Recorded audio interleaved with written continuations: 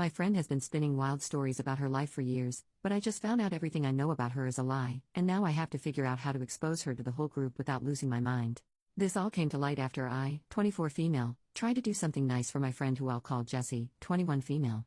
Just for clarification, the other names that will be used are B, my best friend, Sharon, my best friend's little sister, and Jack, a mutual friend.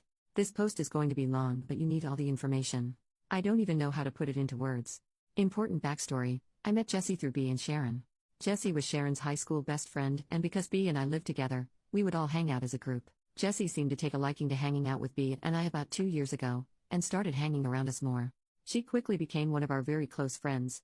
B and Sharon's father passed away from brain cancer in September of 2022, so less than a year ago. He was also like a father to me, because I have had no father figure for the past 12 years of my life. Jessie has a childhood history of lying, which we attributed to her being the youngest sister and the fact that she didn't have many friends growing up. Anyway, I have a large friend group, maybe 8 to 10 people, outside of B and Jessie. After he passed, I ended up introducing both B and Jessie to this friend group, as Sharon got a boyfriend, and started to spend most of her time with him.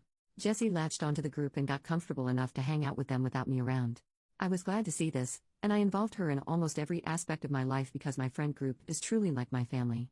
She uses B and I's car frequently as she doesn't have her own. B got her a job at the restaurant she worked at, etc. We buy food at our apartment we know she likes, she eats dinner that I cook, drinks our alcohol, etc. She has never offered to pay us back or contribute to the food and alcohol consumption or anything else really, but we kinda just chalked it up as her just being forgetful. Shortly after I introduced her to the group, she confided in everyone that her mom may have lung cancer. We all were there for her and supported her while she was waiting for the test results. When they came back positive, we all offered to cook meals and send cards and letters, but Jessie declined, stating that none of that was necessary. It was caught early and she just needed to have it removed. We never heard anything else about it, other than her mom was doing fine. A few months later, she started casually seeing a member of the friend group named Jack. He lives about an hour away from us, but visits the group when he can. I had also been seeing someone who I'll call Peter. Jessie said that she and Jack had gotten really close, that they were possibly talking about dating, but that they were probably going to hold off because of the distance. Jessie said she introduced Jack to her horse, that he would come stay at her parents' house, etc. During this time, she also got a new job as an engineer at a very prestigious company that was out of the area. She quit working for B's job, serving or hosting. It started as an internship, but transitioned into more. She said that it was a mostly work-from-home position, and that it paid incredibly well, even saying she had one of our friends look over. When my birthday came around in June, we planned a big party in our friend group because 2 of our other friends have birthdays around the same time. It was a costume party, yes, in June, where you show up as either a hero or a villain. About 2 hours before the party was supposed to start, Jessie texted me saying her mother had tried to off herself and was in the hospital, but that Jessie was still going to try and come to the party, just without a costume. I was very understanding. When she arrived, she took me and some of my other close friends into a private room away from the party and explained in detail what happened, that she was the one who found her mom, she had to call 911, it was very traumatic, etc. Everyone still had fun, but it took a lot of joy away from the party. At the time, I was trying not to be upset or selfish because I knew that her mom was important to her and that all of our friends were here, so she didn't really have anywhere else to go. Right after my birthday, I found out that Peter was manipulating me and everyone else in my friend group into thinking he wanted a relationship with me, told me he wanted me to move cross-country with him, etc., only to find out that that was all a lie and he was using me for emotional intimacy. While I was going through this, Jessie was saying that Jack was doing the exact same thing to her. We sat on the couch and grieved together. I was sad for her. She dragged his name through the mud in our friend group, but continued to say she was seeing him casually or just for love-making now without any emotional involvement. A few days ago, maybe about a week or so, Jessie confided in us that her mother's cancer had possibly come back. She had the scan results in a matter of days. She had been saying that her uncle worked for some doctor's hospital and was able to expedite results, and said they were positive. We were there for her. Very long story shortened as much as I can, I decided to do something nice for Jessie to try and show that I care. I am autistic, and I have a hard time offering physical and emotional comfort. I am an artist, and I was trying to draw her a picture of her horse and paint it with watercolors. I realized that I didn't have any pictures of her horse, so I reached out to Jack and asked for a description or picture since I knew he had met her. He responded with, "Jessie has a horse?" I thought he was joking at first, but I very quickly realized he had no idea what I was talking about. Turns out, he and Jessie hadn't been seeing each other at all.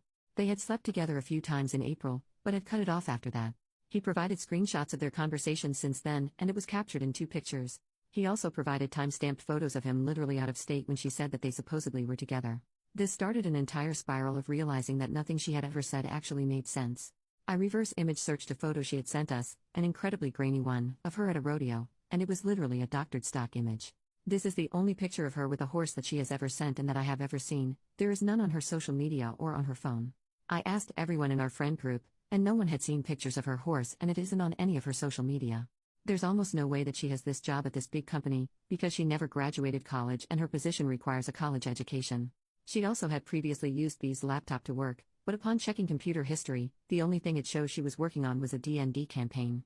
She also is never in the location that the company is actually in, always seems to have the day off with PTO or be done with her work, and conveniently never has her card on her to pay for things or is locked out of her Cash App or Venmo, and will bring cash the next time she sees us. But somehow always forgets that she owes us money, almost as if she doesn't have any money to give us. She literally told Jack that she had a Skyline GTR, type of car with a base price of over $100,000 I guess, but that she wrecked it. Neither B nor I have ever heard of this story. I started to remember things she told us that just didn't make any sense and felt like they had been taken out of our own lives. She said she was robbed at gunpoint, but the timeline of the police making an arrest and returning her belongings, less than 24 hours, made no sense. I would know because I was robbed 2 years ago and had to testify in court because he stole my car. I have a copy of the security footage of my phone because I had to turn it into my insurance. I have also had a gun put to my head by an ex-partner who I literally had to have arrested. She said her mom attempted to off herself, but Jesse's location never once said she was at a hospital. All of us share our locations with each other, and B has seen her mom over FaceTime since then. No scars were there, definitely would have been based on the details that Jesse provided. And the cancer. I think that there was likely some sort of scare, but I don't know that I believe her mom was ever actually diagnosed. Especially not this second time.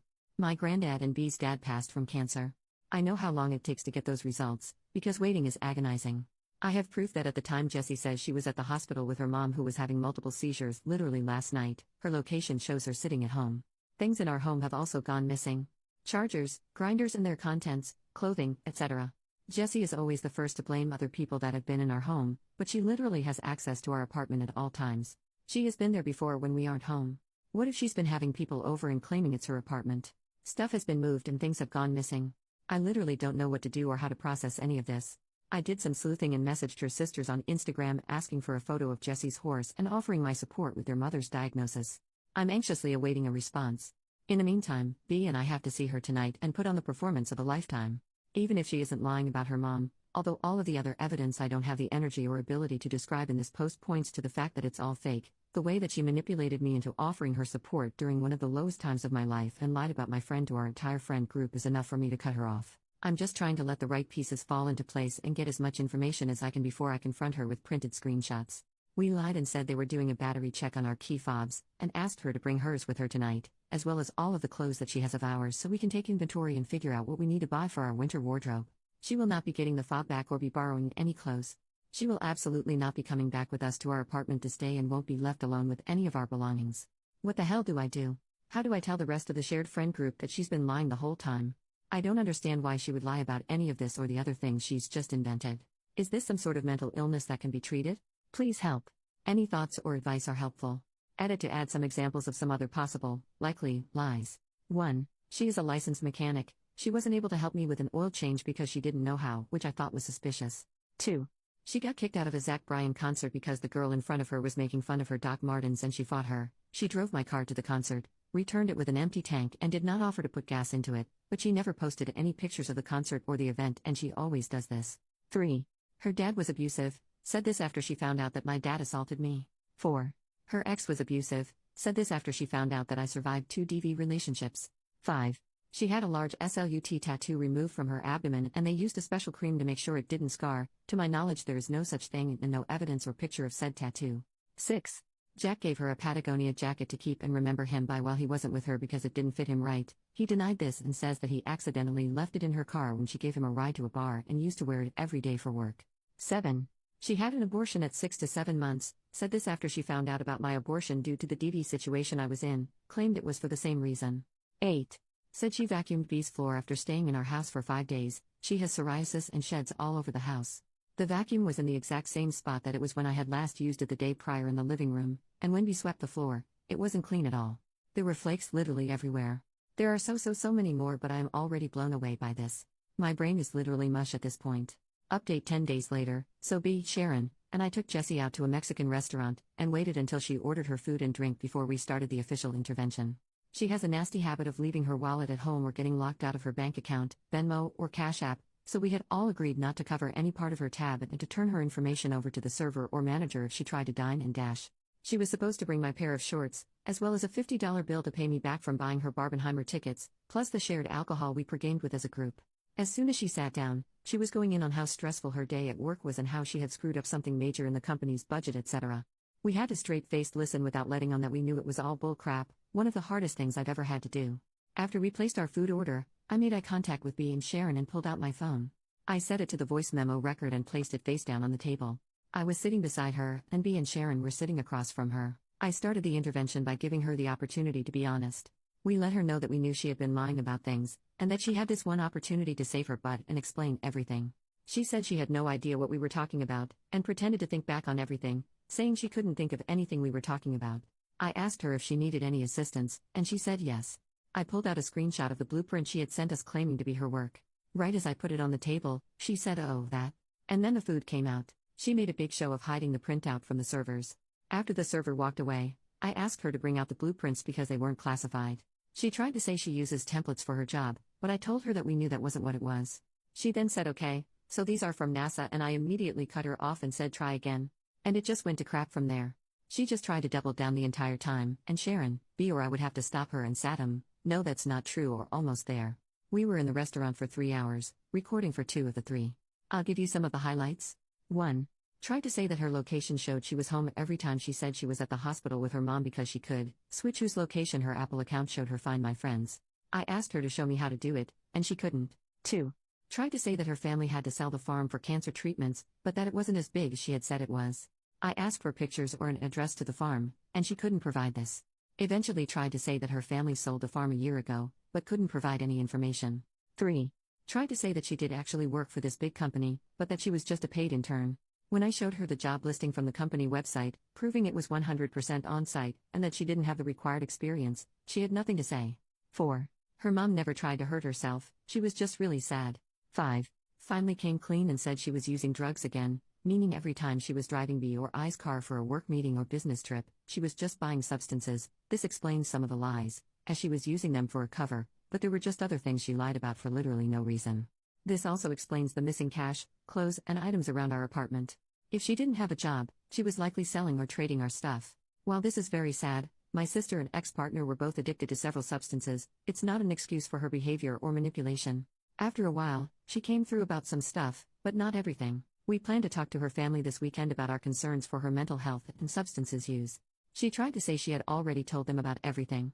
But who would let their 21-year-old daughter take their car 20 minutes away to go get margaritas with her friends after coming clean to them about addiction and manipulation? I really think Jessie thinks we're stupid.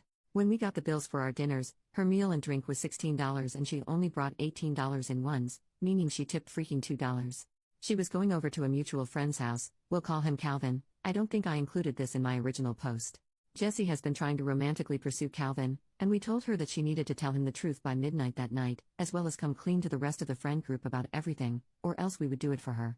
Lo and behold, she continued to try and lie to him, telling him half-truths, leaving things out, and other times still flat-out lying. I don't know why she didn't think we would follow up with him, but he was able to provide little to no detail matching what we had on recording. He was very angry and wrote her off completely. She also never came clean to anyone else in our friend group, so as promised, I typed out a message and sent it to a group chat that included her, as well as offered to provide screenshots and the voice memo. She is still trying to lie and manipulate the situation so that we look like the bad guys to people she thinks we haven't told yet. She still hasn't sent me my $50, but she has a shift at the restaurant coming up, and I'll be stopping by to ask for it in person. I've been sending her daily reminder texts and have received no response. Sorry for the long update. It has truly been a wild, wild week.